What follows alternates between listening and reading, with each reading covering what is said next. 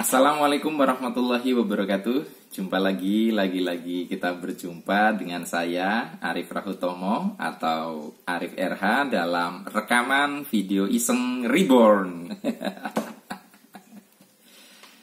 Ya teman-teman semua, sebagaimana saya informasikan di akun Facebook saya akan membahas tentang doa negatif dan perwujudan realita ya. Doa negatif dan perwujudan realita. Doa negatif yang dimaksud di sini adalah ketika misalkan Anda mendoakan orang lain yang jelek-jelek ya, atau Anda didoakan orang lain jelek gitu loh. Lalu apakah akan terjadi dalam kehidupan? Apakah kalau Anda nyumpain orang mendoakan negatif kepada orang lain itu akan terjadi dalam hidup orang itu? Nah, Anda mungkin punya jawaban versi Anda sendiri-sendiri. Yang jelas saya mengamati realitas-realitas yang terjadi dalam jangkauan pengamatan saya, bahwa jawabannya itu nggak begitu juga. Artinya ketika Anda mendoakan negatif langsung terjadi ya. Atau Anda didoakan negatif, Anda langsung celaka sesuai dengan harapan orang yang mendoakan. Saya pernah bahas di dalam video yang awal-awal ya tentang kalkulator takdir atau apa ya, saya lupa. Pokoknya yang saya di ruang tamu itu. Intinya dari video itu, kalau saya bahasakan ulang pada kesempatan kali ini, bahwa realita ya, realita ini baik positif maupun negatif ya. Jadi kejadian buruk ataupun kejadian negatif, keberuntungan atau kesialan, ini adalah akumulasi dari berbagai faktor. Ya. Jadi realita itu adalah akumulasi dari berbagai faktor, nggak cuma satu faktor. Jadi kejadian X ya, ini kejadian Y katakanlah, ini kejadian Y atau realita Y.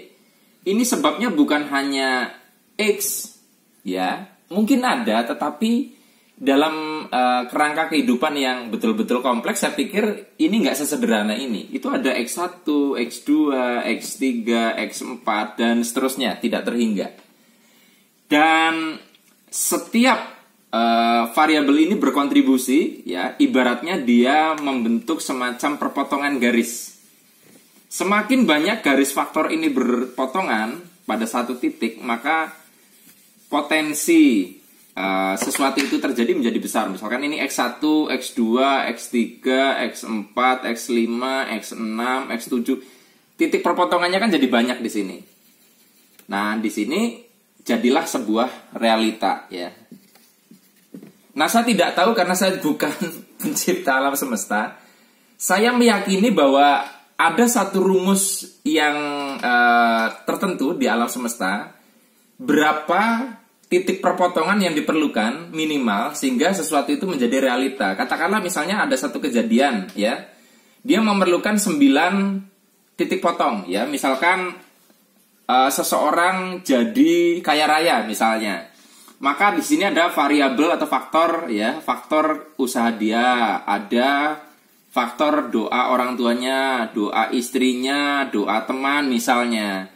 Kemudian dia menemukan partner bisnis yang tepat, dia rajin sedekah. Ini banyak perpotongan gitu loh. Jadi ketika semua variabel itu minimal memenuhi katakanlah di angka tertentu, misalkan 9 atau 10 atau berapa, itu baru jadi realita. Artinya ketika misalkan minimalnya tidak terpenuhi, dia hanya masih tetap berada dalam samudera kemungkinan, tidak jadi realita. Nah, dengan seperti ini artinya tidak semudah itu sebuah peristiwa terjadi. Makanya nggak semua pikiran negatif Anda jadi kenyataan kan. Kalau Anda mati baik-baik, hal-hal yang Anda khawatirkan itu tidak selalu terjadi. Bahkan mungkin kalau Anda data hal-hal yang pernah Anda khawatirkan, banyak yang tidak terjadi dibandingkan terjadi. Nah, karena ini faktornya banyak sekali. Nah, sekarang kita ke doa yang negatif. Jadi kalau misalkan nih ada orang doain Anda negatif ya, ini katakanlah si A ya. Si A ini mendoakan Anda negatif ya, doa negatif. Doa min gitu aja. Demin gitu, doa negatif. Ini Anda di sini ya, Anda di sini. Ya, Anda di sini. Kira-kira terjadi kepada Anda enggak? Kalau dari rumus yang tadi barusan saya bahas, Bisa terjadi pada Anda, bisa tidak. Tergantung Anda di sini sudah punya beberapa variabel yang sudah memungkinkan mendekati satu batasan minimum titik potong sehingga jadi realita. Nah, misalkan Anda memang di sini punya karma-karma, ya Anda jahat sama orang, memang Anda suka zalimin orang, kalau Anda ngomong itu nyakitin orang. Pokoknya Anda sudah banyak sekali hal-hal negatif yang potongan di sini. Ketika si A mendoakan Anda nambah satu garis, terpenuhilah angka minimal itu sehingga terjadilah kepada Anda. Nah, jadi kalau dalam kasus ini, boleh saya katakan doa negatif tidak akan menjadi realita kecuali Anda memang punya satu karma yang relevan dengan doa itu. Jadi kalau misalkan Anda orangnya baik, ya, orangnya sangat baik, tidak punya satu faktor-faktor, satu atau lebih faktor yang merupakan garis perpotongan tadi, dikasih doa negatif, jerat, cuma satu garis kan, dia tidak berpotongan dengan apapun, sehingga standar minimal titik perpotongan dari sekian garis dalam pada satu titik, ya, di samudra kemungkinan alam semesta itu tidak memenuhi, ya. Jadi akhirnya ya tidak akan terjadi. Makanya Anda dari apa yang saya jelaskan, ketika misalkan Pak, saya berapa waktu lalu itu disakiti seseorang Pak, kemudian saya nggak sengaja kena emosi, saya doain jelek dan betul-betul Pak dia besoknya kecelakaan gitu loh. Terus orang itu ngomong, saya merasa bersalah Pak. Ya oke, merasa bersalah, oke, ya pasti tentunya. Tapi yang jelas sadari bahwa seburuk apapun doa Anda, kalau orang itu tidak memiliki karma yang relevan, tidak memiliki modal sial yang sudah ada, doa Anda tidak terpengaruh.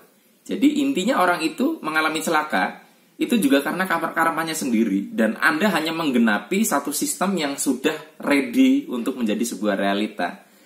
Ya, seperti itu.